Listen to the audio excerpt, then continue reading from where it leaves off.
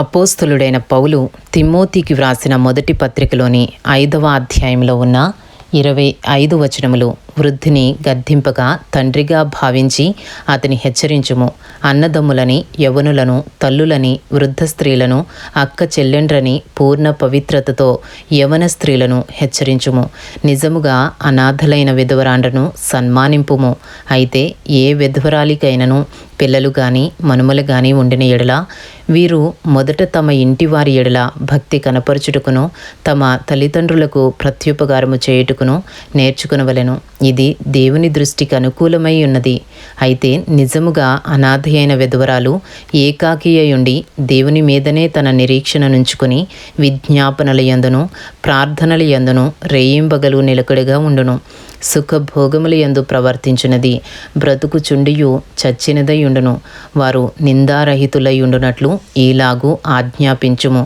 ఎవడైనను స్వకీయులను విశేషముగా తన ఇంటి వారిని సంరక్షింపకపోయిన ఎడల వాడు విశ్వాస త్యాగము చేసిన వాడై అవిశ్వాసి కన్నా చెడ్డవాడై ఉండును.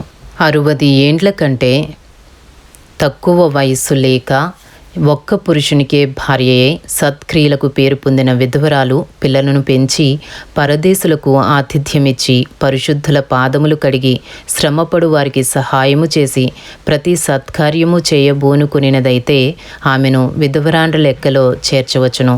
యవనస్తులైన విధవరాండ్రను లెక్కలో చేర్చవద్దు. వారు క్రీస్తునకు విరోధముగా నిరంకుశులైనప్పుడు తమ మొదటి విశ్వాసమును వదులుకొనిరను తీర్పు పొందిన వారై పెండ్లాడగొరుదురు.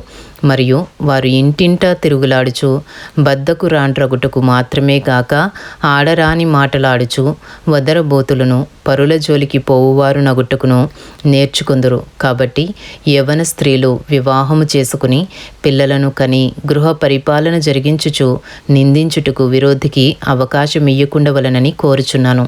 ఇంతకు ముందే కొందరు త్రోవ నుండి తొలగిపోయి సాతానును వెంబడించిన వారైరి. విశ్వాసురాలైన ఏ స్త్రీ ఇంటనైనను విధవరాండ్రుండిన ఎడల సంఘము నిజముగా అనాథలైన విధవరాండ్రకు సహాయము చేయుటకై దాని మీద భారము లేకుండా ఆమెయే వీరికి సహాయము చేయవలెను. బాగుగా పాలన చేయు పెద్దలను విశేషముగా వాక్యమందును ఉపదేశమందును ప్రయాసపడు వారిని రెట్టింపు సన్మానమునకు పాత్రులనుగా ఎంచవలెను. ఇందుకు నూర్చెడు ఎద్దు మూతికి చిక్కము వేయవద్దు అని లేఖనము చెప్పుచున్నది. మరియు పనివాడు తన జీతమునకు పాత్రుడు. 2-3 సాక్షులుంటేనే గాని పెద్ద మీద దోషారోపణ అంగీకరింపకుము. ఇతరులు భయపడు నిమిత్తము పాపము చేయువారిని అందరి ఎదుట గద్దింపుము.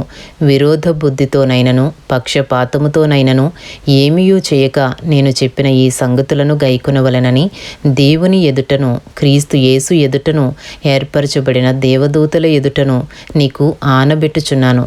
త్వరపడి ఎవని మీదనైనను హస్త నిక్షేపణము చేయకుము. పరుల పాపములలో పాలివాడవై ఉండకుము. నీవు పవిత్రుడువుగా ఉండునట్లు చూచుకొనుము.